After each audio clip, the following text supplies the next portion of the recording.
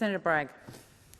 Well, thank you very much, Acting Deputy President. And I don't think the Australian people are silly. And I think the Australian people know that there are gimmicks being offered by this government which will never solve this housing crisis, because, of course, the only way to solve the housing crisis is to build more homes.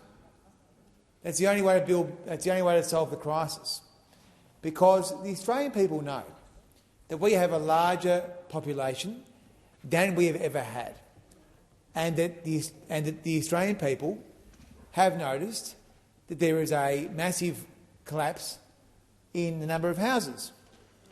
And the government, after having promised to spend some $60 billion on housing, has delivered more people but fewer houses. That's right, more people than ever but fewer houses. It's hard to believe that $60 billion could be lost in Labor bureaucracy, but that's the bill that Australians are having to pay, because we see the collapse in completions from an average of 200,000 houses a year, which is what the government inherited, down to 170,000 houses a year now.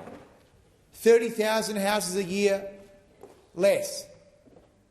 And then we have this magnificent flagship Housing Australia Future Fund. $10 billion, 2 years of operation, and so far maybe a handful of houses. We don't know, because it's a very secretive fund. We don't know. We don't know. But we do know, because Senator Gallagher told us at Senate estimates that it had bought 340 homes. In fact, the language that Senator Gallagher used was that they had acquired and converted these properties.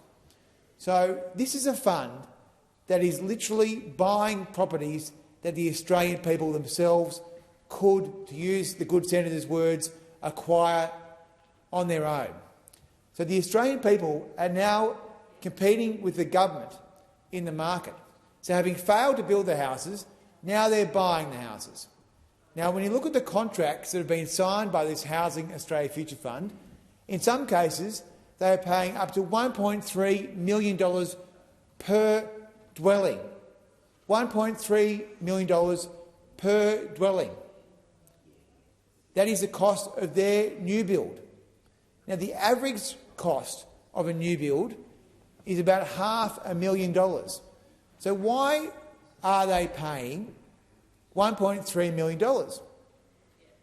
Now, Housing Australia is a very inefficient agency. It is spending millions of dollars on consultants, but what it is also doing is funding big investors. It is underwriting the profits of big investors, the big superfunds. All the Labor Party's best mates are getting a huge amount of money out of this scheme.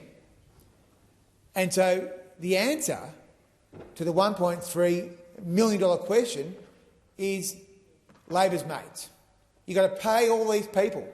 All these crooked people have got to be paid with taxpayer funds in order to get these properties built. And so the housing fund, you wouldn't trust it to build a dunny. So far, 2 years, $10 billion, handful of houses maybe, most of them have been bought. It's been a disaster. And then we have the 5% deposit scheme, the gimmick.